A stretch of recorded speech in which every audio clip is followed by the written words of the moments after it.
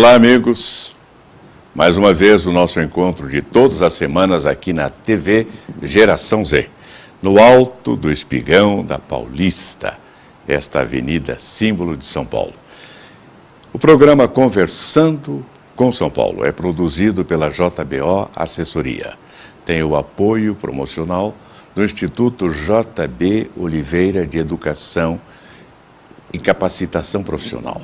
Conta também com o apoio da nossa tradicional Sociedade Amigos da Cidade, desde 1934, defendendo os símbolos, o patrimônio cultural, histórico, pictórico da cidade de São Paulo. E temos o apoio institucional do CAESP, que é o Conselho Arbitral do Estado de São Paulo. Hoje, mais do que nunca, a ação de um conselho arbitral é fundamental para a celeridade da justiça. Processos que se arrastariam por muito tempo são resolvidos através do CAESP pelo processo muito simples de arbitragem e de mediação. CAESP, Conselho Arbitral do Estado de São Paulo. Hoje nós temos mais uma visita de um grande amigo de longa data e que também milita na área de comunicação. Jornalista, presidente do Sindicato das Editoras de Jornais de Bairro. É também presidente do Rotary Club São Paulo Vila Prudente. Querido Vila Prudente, muito caro ao meu coração, porque foi pelo Vila Prudente que há 40 anos, em 1975, eu ingressei em Rotary. É também presidente do Grupo Cimino. Conosco nesta tarde, Antônio Carlos Cimino. Como está? Uma grata satisfação, uma honra participar do seu programa e conversar com você é um aprendizado, né, João? Obrigado.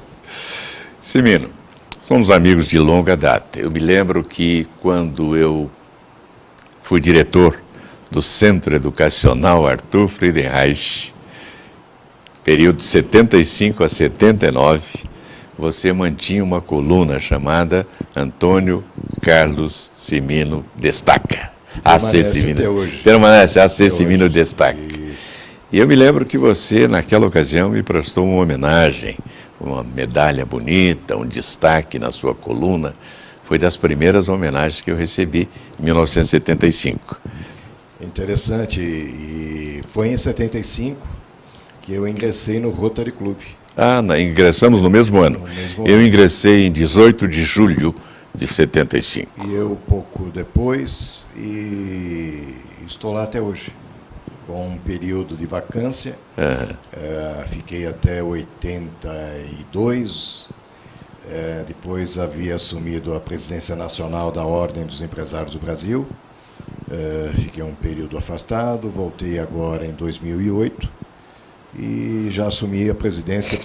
Estou no terceiro mandato como presidente do Rotary, uma instituição secular, Sim. de muitas atividades, muitas coisas feitas para as pessoas, para as comunidades. Veja, você sabe bem dessa história, Bill Gates doou, agora recente, $500 milhões para ajudar a erradicação da poliomielite no mundo, né? Então isso é importante para a sociedade, né? O Rotary tem uma ação meritória indiscutível.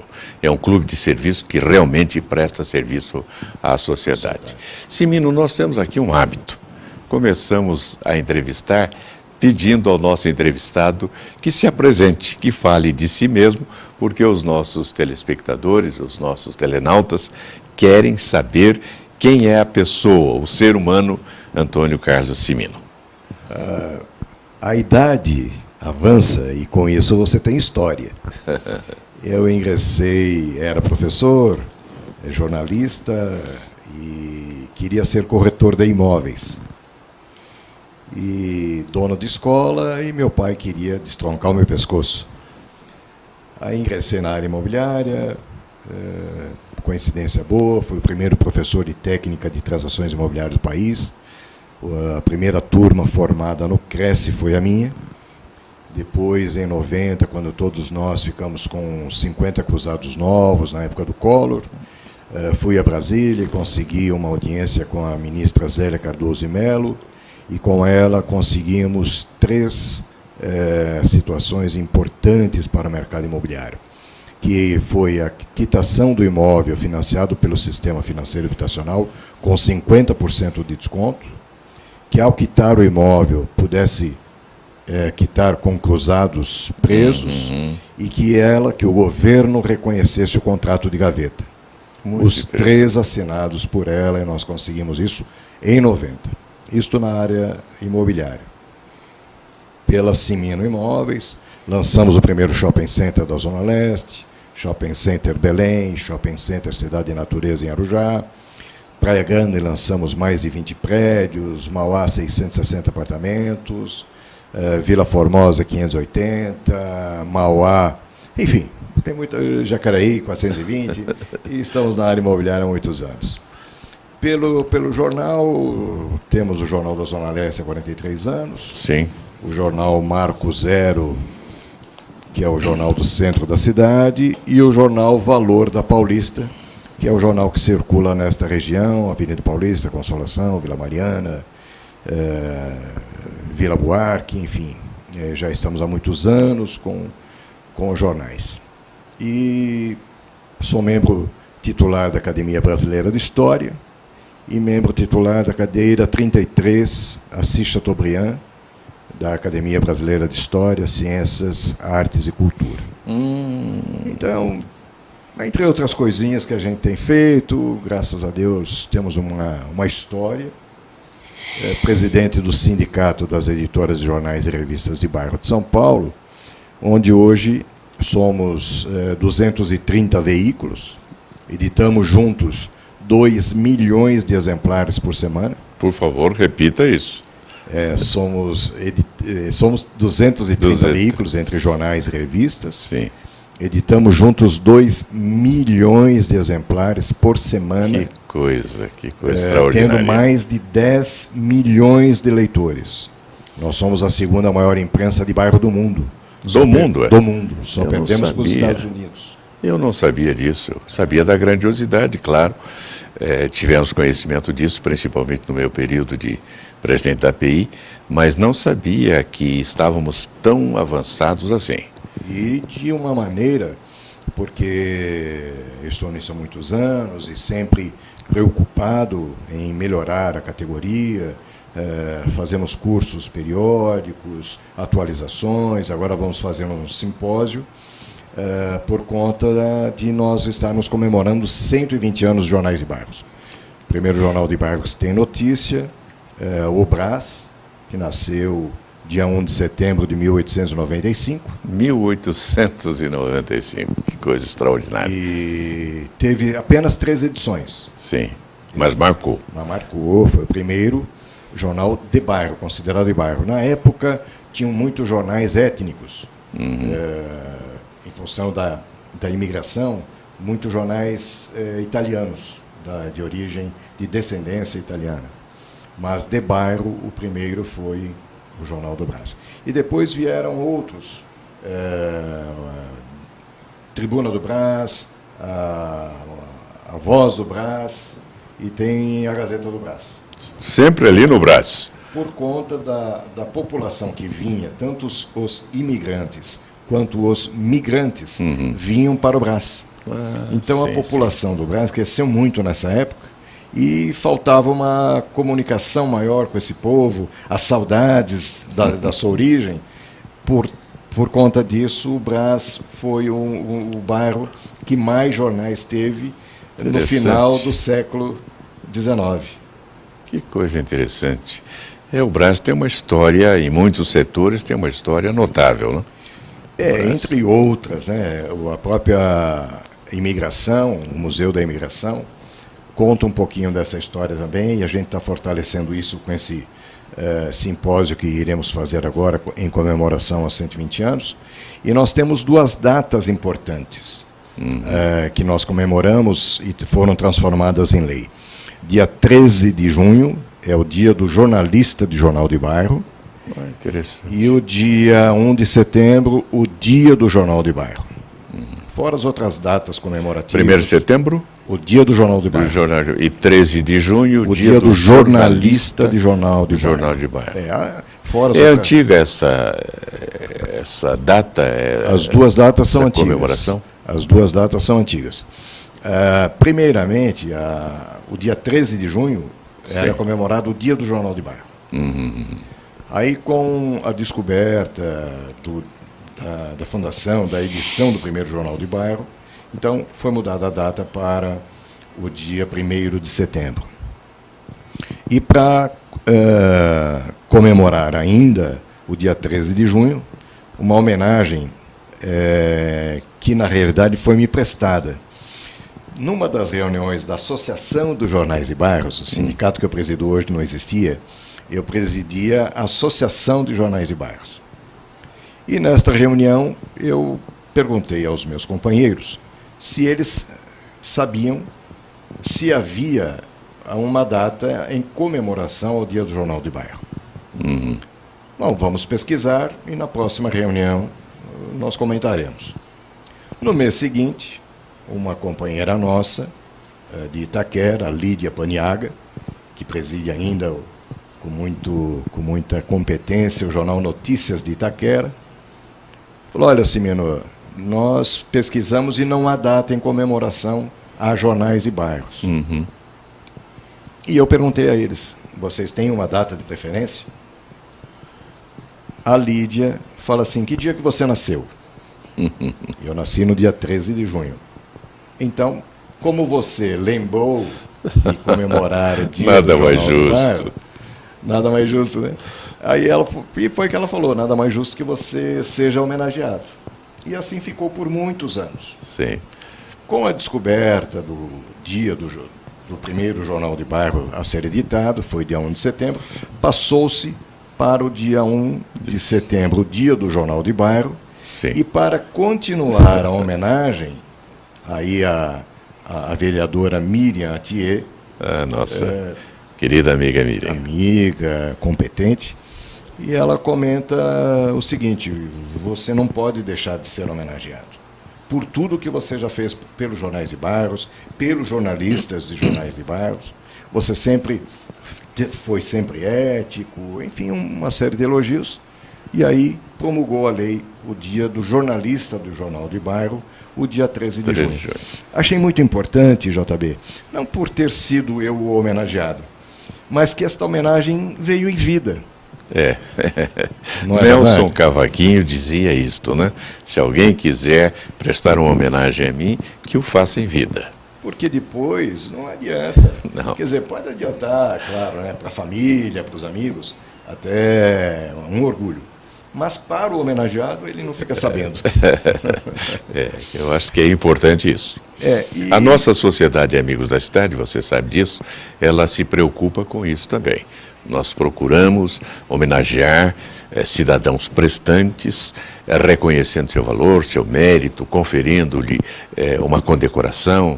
A nossa sociedade é condecorativa por um decreto do governo do Estado, em vida, exatamente para que a pessoa possa usufruir de um momento especial, de um momento inesquecível na sua vida. Tanto que há 28 anos, o Jornal da Zona Leste promove um jantar em homenagem à empresa, empresário e personalidades do ano.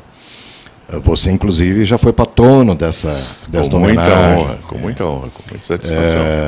Já foi Geraldo Alckmin 3 vezes, Bruno Covas 2 vezes, o professor Pinotti 1 vez, o ano passado foi o Fernando Haddad, o ano anterior foi o Celso Russomano, e este ano nós inovamos. Esse ano nós colocamos um padrinho e um patrono. O padrinho foi o João Dória Júnior. Excelente. E o patrono foi o Celso Russomano novamente. Muito bom. E é interessante porque essa escolha nós fazemos com os leitores. Então, desde o início do ano, nós colocamos um anúncio para que o leitor indique os homenageados. A empresa, o empresário ou a personalidade que ele gostaria de ver homenageado. E assim foi feito agora, a semana passada. Fizemos esta homenagem e foi uma festa muito bonita, cerca de 250 pessoas. No Juventus? Foi no Juventus. Foi muito bonito. Juventus. A Guarda Civil Metropolitana veio trazendo a bandeira, com o hino nacional tocado pelo professor Celcinho, que é musicista e trouxe no violino o hino nacional. Um espetáculo. Foi muito bonito, muito emocionante. Muita gente chorando na festa. Ainda existe esse sentimento de civismo, né? Ainda bem. E um hino nacional desperta esse sentimento. Tanto que muitas vezes, como cerimonialista, a execução do hino nacional e algumas pessoas aplaudem, outras não aplaudem, e aí eu sou obrigado a fazer uma observação. Que não é que motivo de aplauso. Dentro dos princípios do cerimonial ortodoxo, não se aplaude o hino nacional quando nós o cantamos. Se é uma apresentação musical, se é um coral, se é um conjunto, aí é outra coisa, estamos aplaudindo a execução, mas não o hino em si. Só que, eu faço questão de observar, é uma das poucas manifestações, uma das poucas oportunidades em que há uma manifestação espontânea de civismo. Porque o nosso hino é tão bonito, é tão tocante, que você sente o ímpeto de aplaudir. E você está, então, dando vasas ao seu sentimento de civismo, coisa que está se tornando rara. E aí eu digo, olha, embora o protocolo ortodoxo diga que não, mas também não vamos para o inferno se aplaudirmos. É o civismo falando mais alto. É verdade. E o hino nacional, tanto a letra quanto a música, são lindas, né? São. Então, vale a pena aplaudir. Mas, no cerimonial, não se permite. São coisas do cerimonial. Aliás, observações. Nesta semana, você sabe, segunda-feira, foi aniversário do Andrea Matarazzo. E fui à recepção, lá no Círculo Italiano. Encontrei lá o senador Aloysio Nunes Ferreira. Ele estava com a esposa, com a Gisele, e aí ele chegou para mim e disse, quais são os símbolos nacionais? Eu falei, por que você está perguntando? Ele disse, porque eu me lembro que você falou numa reunião que os símbolos nacionais são 4 e são independentes. É o hino nacional, a bandeira, o brasão da República e o selo nacional.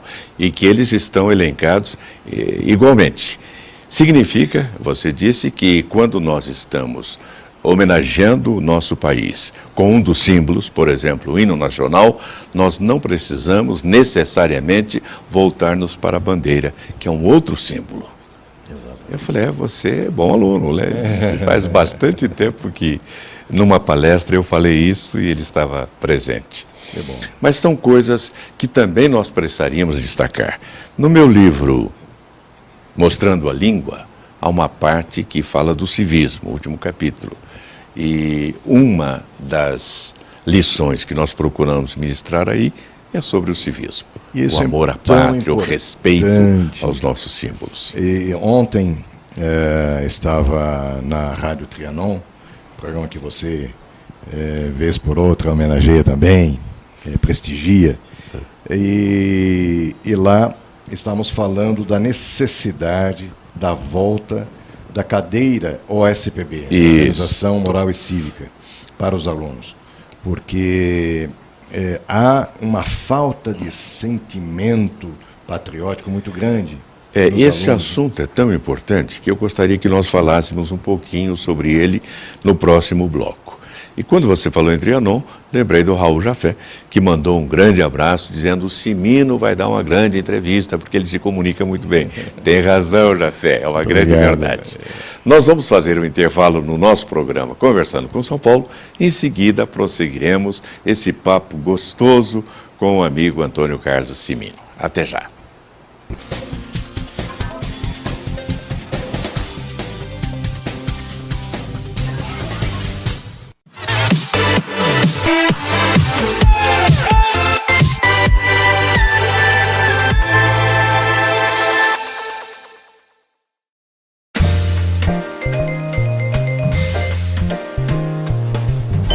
Olá, eu sou JB Oliveira.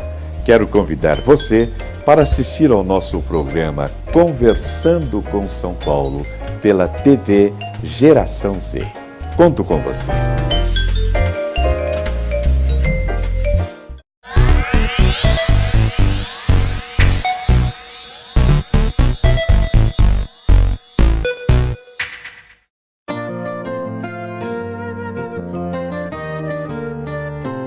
Olá, meu nome é Tatiades, eu sou psicanalista e eu quero convidar todos vocês a assistir o meu programa Freud Explica, onde eu converso sobre saúde mental e comportamento humano.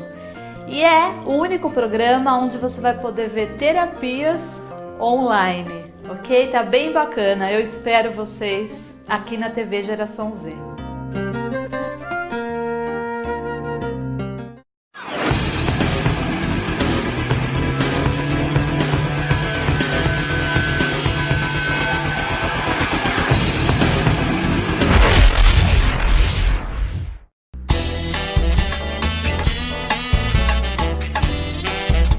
Olá, eu sou Amanda Pereira. Quarta-feira, às 19 horas, ao vivo, aqui na TV GZ, nós temos um encontro marcado. É o nosso Happy Hour, o nosso programa Atualidade TV, com um olhar para a mulher contemporânea, atual, múltipla, ou para você que quer entender um pouquinho mais essa mulher.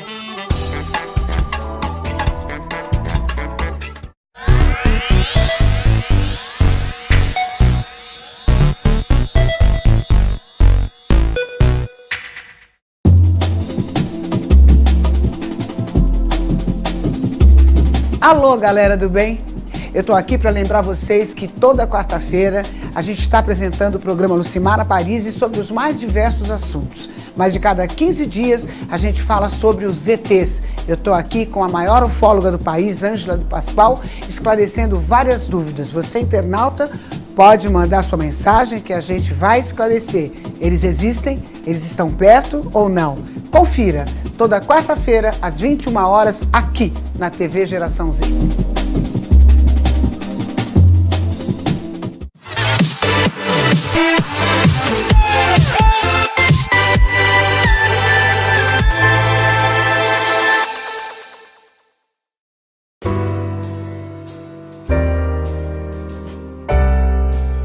Olá, eu sou Fernando Adas, estou aqui na TV Geração Z no programa Marketing do Ideal ao Real. Uma oportunidade semanal para discutir questões ligadas ao mercado, ao consumidor, enfim. Vem com a gente, você vai gostar muito.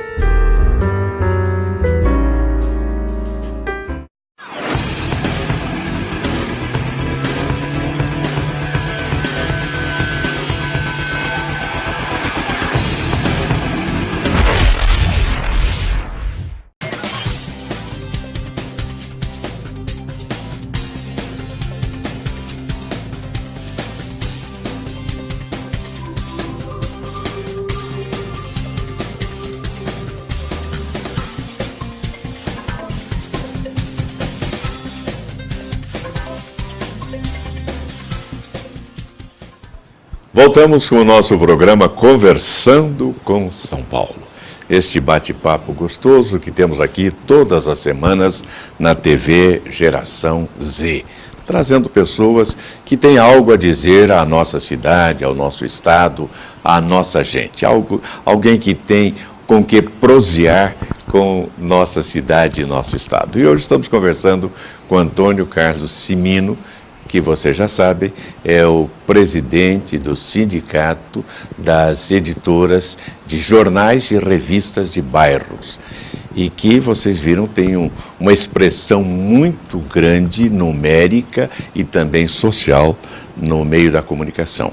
Eu estava me lembrando, Cimino, que um livro sobre jornalismo, aí dos anos 50, 60, chamado Introdução ao Jornalismo, de Fraser Bond.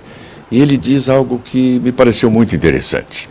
Ele diz que, jornalisticamente, a morte de um gato da vizinhança é mais importante do que a morte de um presidente de uma república distante. Ele disse isso porque ele estava falando sobre a importância que teria o jornal de bairro no futuro. Nesta época era a grande imprensa, né?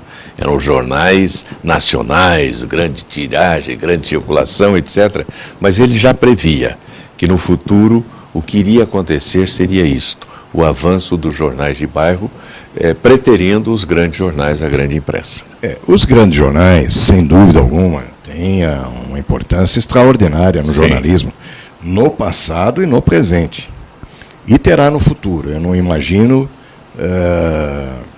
num futuro próximo, os jornais diários acabarem. O jornal papel. Né? Naturalmente, me interessa mais o que passa pela minha avenida, o que vai acontecer no meu bairro, do que vai acontecer na Bósnia. Eu não quero, não é que eu não quero saber. Azerbaijão, onde é que fica isso? Né? Por quê? Me interessa se a minha rua vai ter ciclovia, se vai ter ciclofaixa, se vão plantar... Tomara que não. Se vão plantar árvores, se vão reduzir a velocidade, se é que ainda não reduziram. Guia, sarjeta, poste, luz, enfim. Então, se vai ter comemoração no meu bairro, aniversário do meu bairro... Eu sou da Moca, né? Minha família tem mais de 130 anos de bairro, de Moca. E, naturalmente, sou do Juventus. Claro. Sou conselheiro vitalício do Juventus, diretor, enfim. Então, me interessa saber o que acontece no meu clube. Né? Embora a minha preferência primeira é pelo Santos Futebol Clube, e segundo, ninguém é perfeito. E ninguém é perfeito, claro. Evidente. E segundo, com muito carinho e amor pelo Juventus. Permita-me fazer aqui uma referência ao Juventus. É um clube extraordinário, porque ele se entrosa com a comunidade, ele apoia os eventos da comunidade, ele abre as suas portas. O Perseverança, que está lá perto, muitas vezes fez ali grandes eventos com o total apoio do Juventus. Até eu próprio fiz lá um trabalho, um stand-up, Homens são de Marte, Mulheres são de Morte, e você me honrou com a presença. Claro, as tuas promoções eu faço questão de ir, porque eu quero ser o seu eterno aluno, eu quero aprender sempre. E o Juventus participa ativamente da comunidade, o presidente atual, é muito nosso amigo, é meu irmão, de carinho e respeito, gosto muito dele, ele é muito capaz, e isso engrandece a comunidade juventina. Temos 2 projetos maravilhosos para o clube, um na Rua Javari, retrofitar o estádio. Excelente! Hoje pode abrigar 6.000 pessoas, e nessa retrofitação nós vamos fazê-lo para 20.000 pessoas. Não diga. E na sede social, que fica no Parque da Moca, na Rua Juventus, lá nós temos 95.000 metros quadrados de clube, né, de área. E lá há um projeto de se fazer um hotel. Um hotel 4 estrelas, com 240 apartamentos, um projeto muito bonito. Com o espaço que tem, tudo isso é possível, né? E além disso, 5.000 metros um espaço considerável. O mais interessante, JB, quando um grupo de arquitetos foi ao clube doando o projeto, eles queriam uma área próximo da entrada, e nós teríamos que tirar cerca de 60 árvores. Eu fui contra. Muito bem. Escolheram outro espaço onde fica o estacionamento. Ficaria ruim de acesso, e aí, no início, fui dado como maluco, e eu queria que o hotel ficasse em cima do atual salão de festas. Que interessante. E aí chamaram outros engenheiros, o que projetou o salão de festas, que cabe em 10.000 pessoas, e ele, depois de um dia inteiro no clube, estudando todas as colunas, com as plantas antigas, disse que poderíamos fazer o hotel em cima do atual salão de festas. Ou seja, sem gastar 1 metro quadrado de terreno, Que sem coisa. nenhuma sombra para as piscinas. Então isso é fantástico, né? É isso que se chama inteligência Muito obrigado. em engenharia, inteligência e bom senso. E você, bom senso, tem bastante. Obrigado, JB. Então, e no início, os arquitetos, os engenheiros, não pode fazer, a carga é muito grande. Mas eu tinha na minha ideia o MASP, que é o maior vão livre do mundo. Aí como é que pode um vão livre que a Lina Bombardi projetou de uma maneira tão inteligente e projetou o MASP com o vão livre por obrigação? Porque a área foi doada para fazer o MASP. E o doador da área só permitia que fizesse a construção desde que a paisagem não fosse alterada. Eu não sabia desse detalhe, curioso. É curioso, né? Interessantíssimo. Interessantíssimo. Por isso que a Lina Bombardi projetou o MASP com este vão livre, para não perder a visão. Que ficou uma coisa tão bonita, E não? ficou lindo, Diferente. É uma referência É uma até. referência. E o Assis Chateaubriand, que foi um dos patrocinadores do projeto, eu tenho uma história tão linda com o Assis Chateaubriand, porque eu comecei como foca nos Diários Associados. Foca, para quem não sabe, é jornalista novato. Não Isso. tem nada a ver com a Foca Marinha. E aí ele me via subindo, descendo, e ele nordestino. E aí, ô menino, vem cá, o que tu faz aqui? Olha, eu estou aprendendo, estou colaborando com a coluna do Wilton Viana. Ah, muito bem, muito bem. E me via todos os dias, subindo, descendo, eu interessado pela matéria. Um dia ele me chamou, falou assim, ô menino, a partir de segunda-feira, escreva sobre horóscopo. Que interessante. E eu falei, doutor Assis, eu não sei nada de horóscopo. E ele falou assim, e quem é que sabe? Aquela era a época do Omar Cardoso. E aí eu passei a colaborar um pouco também com horóscopo, enfim, algumas coisas que nós fizemos à época. E agora, o ano passado, eu sou homenageado com a cadeira 3 da Academia Brasileira de Eu vi Ciências isso. Artes, com a cadeira Assis Chateaubriand. Olha que coisa maravilhosa, né? Que coisa bonita, né? É fantástico, a Interessante. vida ela é envolvente e maravilhosa por conta destas situações todas, né? É do Michel Chelala, Academia? Michel Chelala. Michel, grande amigo. Michel, um abraço. É um baluarte, É né? um baluarte da cultura, um homem boníssimo.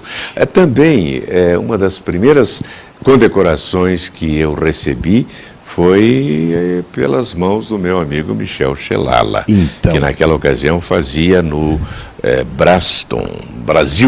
Brasilton e depois na Casa da Fazenda. Né? Exato, na Casa da Fazenda, Sim. aí já muitas vezes, Muitas participei vezes. com ele de grandes eventos, ministrei um curso lá na Casa da Fazenda, Uma pena. estivemos juntos em Brasília, participei com ele de um evento lá no Museu JK, também no Palácio do Governo. O Michel é um realizador, é uma criatura Uma pena extraordinária. que a Casa da Fazenda acabou e ele está construindo uma nova, em outro local. Ah, é?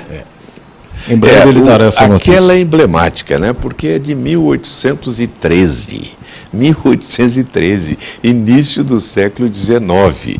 E tem até uma senzala lá, autêntica, quer dizer, Isso. uma referência cultural, alguma coisa notável. Eu não sei por que o muitas ministro vezes nós da íamos. Cultura não... Pois é, muitas vezes nós íamos lá almoçar e havia estrangeiros que iam para lá exatamente atraídos por essa curiosidade. Afinal de contas, uma casa de fazenda autêntica do século XIX. Então, voltando ao Juventus, então eu tinha essa referência do MASP, né, do vão livre do MASP, e então expliquei para os engenheiros, mostrando o Clube Juventus, a possibilidade de se fazer em cima, sobre o atual salão de festas, que é o Palácio Granada. Aí depois os estudos feitos, e aí a possibilidade é 100%. Que maravilha, que Então, maravilha. agora depende do conselho, né? Não depende só da diretoria executiva, depende do conselho também. Eu acredito que o bom senso dos conselheiros, sem vaidades, né? Porque aquela história, né, JB, porque ele, não eu, porque o presidente que está atuando tem que fazer.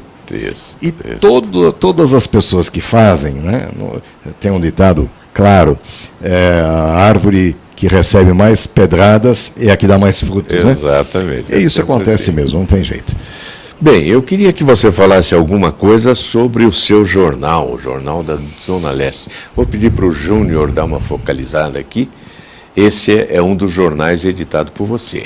Mas temos também o Marco Zero, que é da região central, portanto lá da minha região, e ainda o Valor Paulista, daqui dessa região, é isso? É isso mesmo. Por favor, fale alguma coisa a respeito desses jornais. O Jornal da Zona Leste é o mais antigo deles. Eu, quando entrei no mercado imobiliário, já era jornalista, e no bairro havia um jornal chamado Ronda Jornal, com R. Sim. Ronda Jornal. Ronda, eu me lembro bem dele. Anercides Valente. Valente, isso mesmo. Aí um dos colegas corretores falou, olha, você que é jornalista, tem um jornal aqui, você não quer colaborar com ele? E fui conversar com a Anercides, e ele me deu uma página, você escreve uma página. E aí começou a coluna Antônio Carlos Cimino Destaca, que mantemos até hoje. Que coisa. Depois de Isso foi em 75. Naquele mesmo ano que eu fui homenageado. Minto, 74. 74. Eu entrei no ramo imobiliário em 74, em 75 eu entrei no Rotary. Havia naquela ocasião também o jornal A Gazeta da Vila Prudente. Gazeta de Vila Prudente. Irã Tessari. Irão Tessari. Que é meu jornalista hoje. Ah, é? Meu Está lá com você? Está comigo. Como é que já. está o Irão? Faz Está tempo que eu não bem, vejo. está bem. Rabugento, como sempre, mas está bem. Ele já está comigo há 12 anos, colaborando conosco. Mantém a coluna. O Gazeta da Vila Prudente, então, deixou de existir? Deixou de existir. circular. E aí o Anercides, em 79, foi ao meu escritório, e tudo isso eu era bem mais jovem, né? Éramos bem mais jovens, acabado de sair de faculdade, aquelas coisas todas, e aí me propõe a compra do jornal. E acertamos, e mudamos o nome, Jornal da Zona Leste, e estamos até hoje com essa atividade que, mais do que informar, nós formamos opiniões. Né? Sim, sim. A responsabilidade do jornalista, principalmente o jornalista do Jornal de Bairro, tem uma responsabilidade muito grande, porque nós entramos na casa do munícipe sem ele pedir. Então, o cuidado que nós temos que ter com a matéria, com fotografias, com textos, terminologias, né? É diferente quando você vai a uma banca de jornais e você compra uma Playboy. Tudo que tiver lá dentro é a responsabilidade sua, porque você está escolhendo o veículo e está comprando. Quando você entra à casa do munícipe, sem ele pedir, o jornalista, o editor tem que tomar muito cuidado. É verdade, é verdade. E nós temos uma participação muito ativa com a comunidade, seja com associações de classe, Rotary, Lions, associações, a subprefeitura principalmente, e a gente está sempre vigilante, não somos opositores a nenhuma subprefeitura, mas ao lado sempre do munícipe, que é a parte mais fraca da história, que sempre paga seus impostos e acaba sendo sempre penalizado por algo emotivo.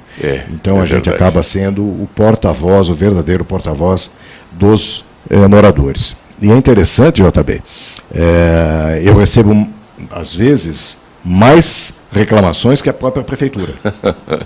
Porque eles, cansados, desanimados com o poder público, acabam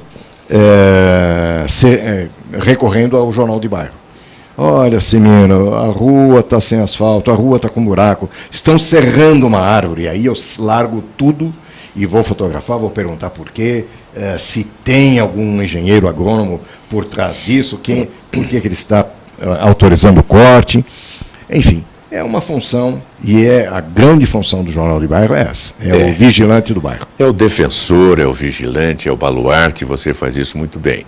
Eu me lembro que no período em que fui diretor do Centro Educacional, de 75 a 79, então era o Ronda Jornal, e tivemos uma convivência muito boa. Você, a Nercides, Irão Tessari, realizamos ali um trabalho que foi muito agradável no Centro Educacional, porque nós conseguimos congregar todo esse grupo, o Nilo Batista Sugiyama, que era o administrador regional da Vila Prudente, o 29º DP, que também colaborava muito conosco, a Companhia de Polícia Militar. Foi um período extraordinário, porque o bairro, esse bairro principalmente, essa região, ela mantém essa característica provinciana. Todo mundo conhece todo mundo é amigo de todo mundo está junto de todo mundo para ajudar. É verdade. E uma característica importante também, lembrando, os administradores regionais, os antigos administradores regionais, hoje subprefeitos, até o nome é ruim, né? Sub é uma coisa subalterna, uma coisa horrível. E aquela época, eles tinham palavra. Tinham. Quando chegava uma reclamação nossa, por exemplo, olha, o leitor está reclamando, eles assumiam um compromisso. Eu lembro de o Vitor Davi, que era o subprefeito da Sé. Sim, meu amigo.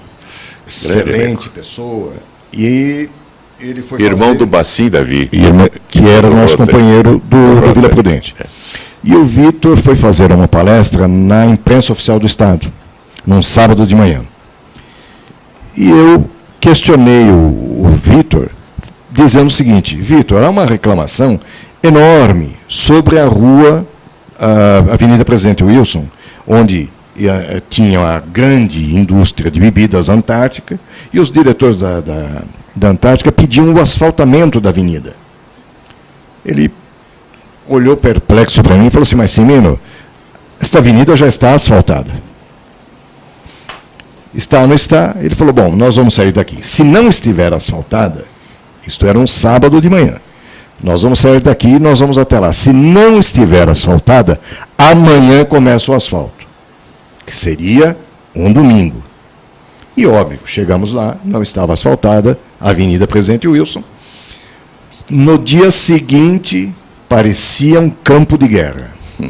30 caminhões, britadeiras, tratores, e ele foi de uma palavra íntegra. Tanto que foi capa do Jornal da Zona Leste, e ele enquadrou isso. E eu só soube disso agora, recente, ao encontro com ele, falou: olha, Cimino, lembra da matéria que você me colocou na capa? Eu fiz um quadro dessa matéria. Grande Vitor Davi, também quando eu era presidente do Conseg Centro, tínhamos um problema no Paissandu, tinha ficado um resto de obras do Anhangabaú, que jogaram no Paissandu, e ninguém resolvia. Eu falei com ele, em uma semana estava resolvido. O nosso programa está chegando ao fim. Que pena! Gostaríamos muito de continuar conversando com vocês, aproveitando o conhecimento, a experiência, a vivência, a inteligência de Antônio Carlos Cimino. Mas ele voltará para conversarmos mais um pouco. Ele está me deixando 3 exemplares dos 3 jornais e eu vou retribuir entregando-lhe um exemplar do meu livro, que ele já conhece, Mostrando a Língua. Muito obrigado, telespectadores, telenautas, pela atenção. Muito obrigado, Cimino, pela visita, e até a próxima semana. Um abraço.